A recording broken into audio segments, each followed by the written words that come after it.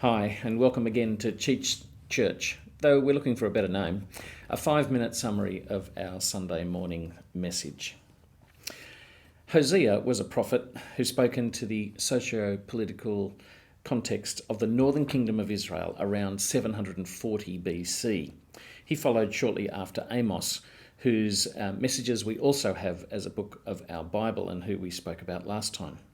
Amos spoke into a context of peace and prosperity under the reign of Jeroboam II, while Hosea spoke into the deteriorating situation following Jeroboam's death. Israel had something like 6 kings in 15 years, with many assassinations. And there was pressure from Israel's powerful neighbours to the north in Assyria, as they swept down and overtook much of the land. Whereas Amos had highlighted the widespread acts of injustice for the needy and lack of care for the poor, Hosea focuses on Israel's faithlessness to God. Using a striking image of his own marriage to a promiscuous wife called Gomer, Hosea suggests and accuses Israel of playing the harlot with other gods. Specifically, Hosea accuses the people of Israel of worshipping the god Baal, who was the god of the local people of the land and was the fertility and rain god. It seems that Israel was covering all their bases and having a bet each way, both worshipping God but also worshipping Baal, hoping that their crops would come good by covering all their bases, as I mentioned. Needless to say, this didn't please God at all. So blurred had the people's ideas and understandings of God become that they even attributed to Baal the deliverance, the redemption that they had won, that God had won for them out of Egypt.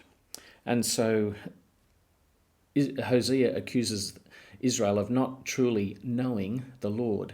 They didn't understand their history, and as they were encouraged to, and Hosea actually has a strong word to the harsh word to the priests of the day because they hadn't taught the people properly.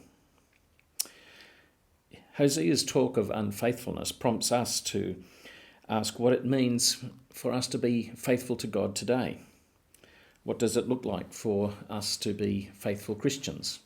What does it look like for the church to be a faithful community to God?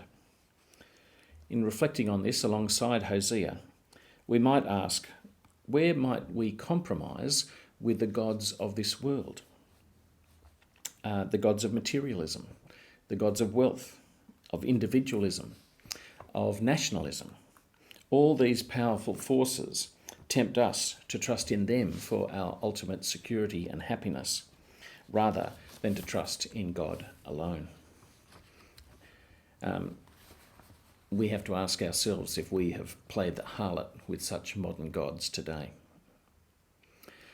Hosea has something really crucial to say to us about the nature of God, especially when we wander away. And he says it using the powerful metaphor of his troubled marriage.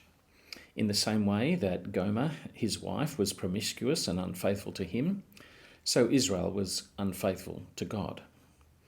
Hosea apparently divorced his wife at one point, just as God himself had distanced himself from Israel. But Hosea's heart softened towards Gomer, and he remarried or redeemed and remarried his wife at some cost to himself. In the same way, though Israel's behaviour deserved God's judgment, still the divine love is such that God cannot let Israel go. Yes, there will be judgment in the form of exile from the land by the powerful Assyrian Empire, but God's steadfast love will remain. This steadfast love is a constant theme throughout Hosea's book, and it's characteristic of how God treats Israel. God expects steadfast love in return, but sadly, God is often left wanting and doesn't see any